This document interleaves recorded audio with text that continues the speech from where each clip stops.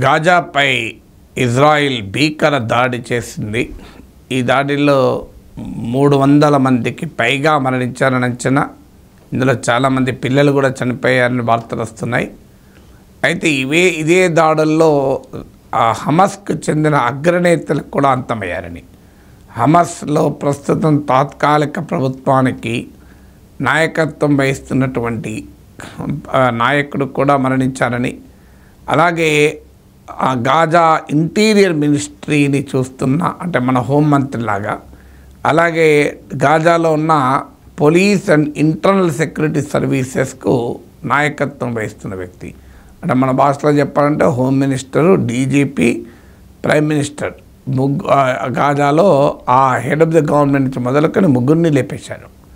So ఈ అంతకుముందే గాజాపై జరిగిన యుద్ధంలో Ismail Haniyeh, so Hamas political head ఇతను, అలాగే యాహ్యా సిన్వర్ హమాస్ ప్రభుత్వ అధినేత గాజాలో, వాళ్ళిద్దరినీ అంతకుముందే ఇజ్రాయెల్ ఖతం చేసింది.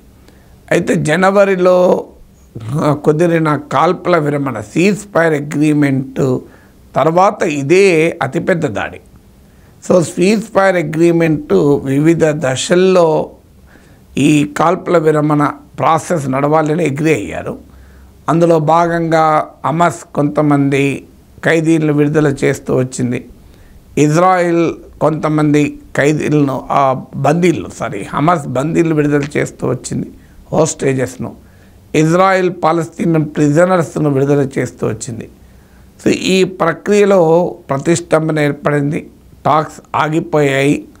సో దీన్ని ఎలా ముందుకు తీసుకెళ్లాలనే విషయంలో ఇజ్రాయిల్కు హమాస్కు మధ్య ఏకాభిప్రాయం కుదరలేదు. దీంతో ఇజ్రాయిల్ ప్రధానమంత్రి బెంజమిన్ నెతన్యాహు భారీ దాడికి ఆదేశించారు. ఇంకా భయంకరమైన దాడి కొనసాగుతుంది అని ప్రకటించారు. అమెరికా అధ్యక్షుడు ట్రంప్ అడ్మినిస్ట్రేషన్ సంప్రదించే ఇజ్రాయిల్ ఈ దాడులకు పూనుకుంది. అంటే అమెరికా, ఇజ్రాయిల్ కలిపి ఈ దాడులు చేస్తుందని లెక్క. అమెరికా ప్రత్యక్షంగా పాల్గొనకపోయినా ఈ మొత్తం మీరు ఇక్కడ గాజా, అక్కడ ఇరాన్, మిడిల్ ఈస్ట్, రష్యా, ఇక్కడ వరకు ట్రంప్ క్లారిటీ మనకు కనబడుతుంది. 4+4 ఆఫర్. మొదటిసారిగా కంట్రీ డిలైట్ పాలని 4 రోజులు ఆర్డర్ చేసిన వాళ్ళకి మరో 4 రోజులు ఫ్రీ. ఇంకెందుకు ఆలస్యం, యాప్ని డౌన్లోడ్ చేసుకోండి. Download the country delight app now. Trump clarity ఏంటంటే నయాన్నో భయాన్నో యుద్ధం ఆపాలి. కానీ ఎవరికి అనుకూలంగా ఆపాలి? యుద్ధంలో బాధితులకు అనుకూలంగా కాదు, అమెరికా ప్రయోజనాలకు అనుకూలంగా యుద్ధాలు ఆగాలి. So Trump wants to end wars but to suit American interest. So ఎందుకంటే అమెరికా ఫస్ట్ పాలసీలో భాగంగా ప్రపంచంలో జరిగే యుద్ధాలు కూడా తనకు భారము కాకుండా తనకు అనుకూలంగా ఉండాలి అన్నది ట్రంప్ ఆలోచన.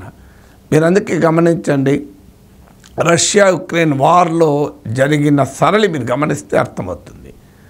మొదలు రష్యాను సమర్థించడం మొదలుపెట్టాడు ట్రంప్.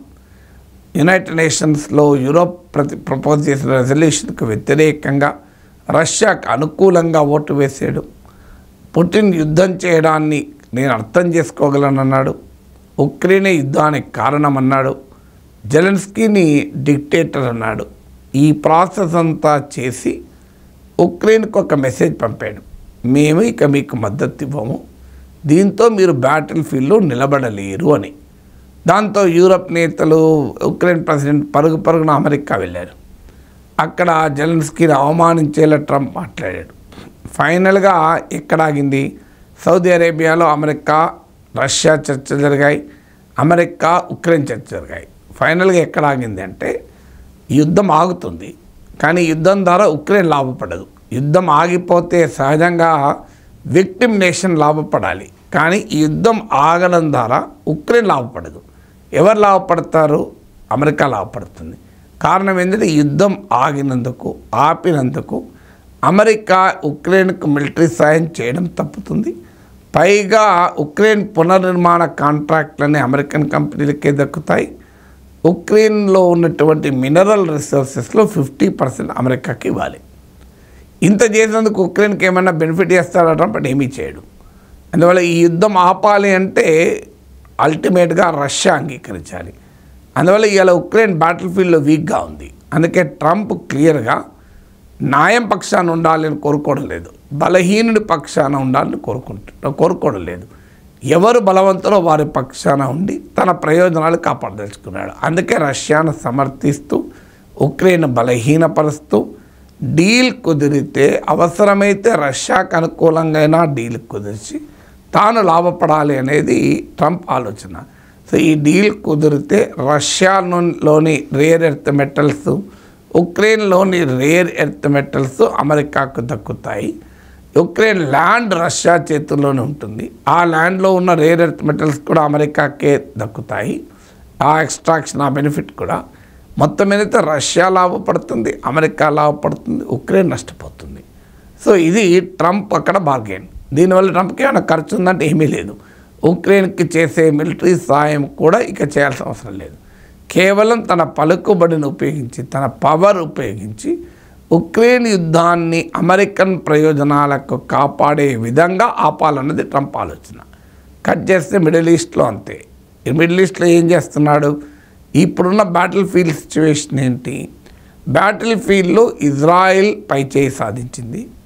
ఆ గాజాలో హమస్ బాగా దెబ్బతిన్నది. లెబనాన్లో హిజ్బుల్లా దెబ్బతిన్నది.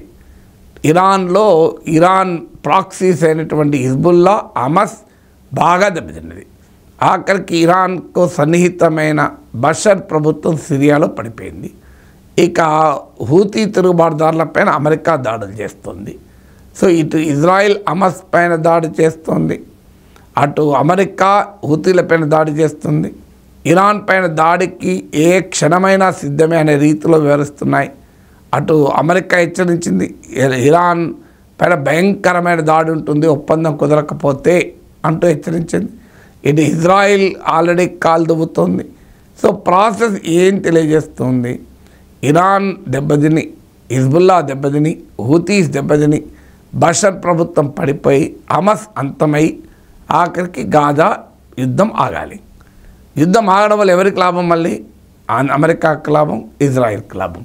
మీరు అక్కడ అమెరికా ట్రంప్ ఫ్రెండ్ పుటిన్, ఇక్కడ ట్రంప్ ఫ్రెండ్ నెతన్యాహుకి ఏం లాభం అంటే ఆయన పొలిటికల్గా నిలబడతాడు. ఇజ్రాయిల్కి ఏం లాభము? అరబ్ ప్రపంచంలో తన ప్రత్యర్థులు వీక్ అయిపోతారు.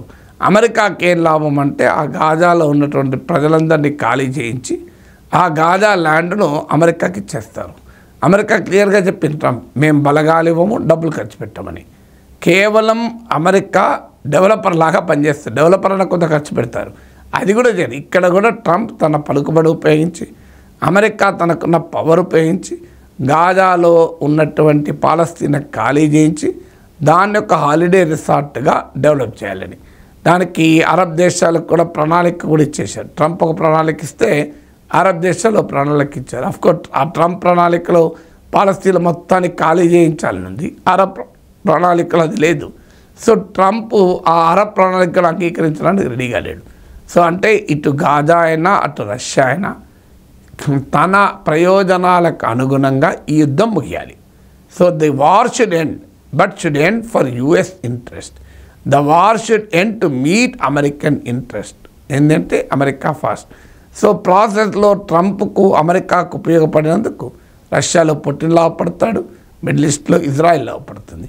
నష్టపోయేది యూరప్లో ఉక్రెయిన్ నష్టపోతుంది, మిడిల్ ఈస్ట్లో ఇరాన్, హమాస్, హిజ్బుల్లా, హూతీస్ నష్టపోతారు. ట్రంప్ గేమ్ చూడండి, పైసా ఖర్చు లేకుండా తన పలుకుబడిని, తన పవర్ను ఉపయోగించి రెండు యుద్ధాలు ఆపుతున్నట్టు ఒకవైపు కనబడుతున్నాయి అమెరికా ప్రజలకు. ఆ రెండు యుద్ధాలు ఆపడంలో కూడా అమెరికన్ ప్రయోజనాలు నిలబెట్టే రీతిలో యుద్ధాలు ఆపుతాయి. కానీ ఆ యుద్ధానికి ఇప్పటిదాకా బలైన ఉక్రెయిన్ కావచ్చు, ఇటు హమస్, గాజా పాలస్తీన్లు కావచ్చు, వీళ్ళు మాత్రం నష్టపోవాల్సిందే.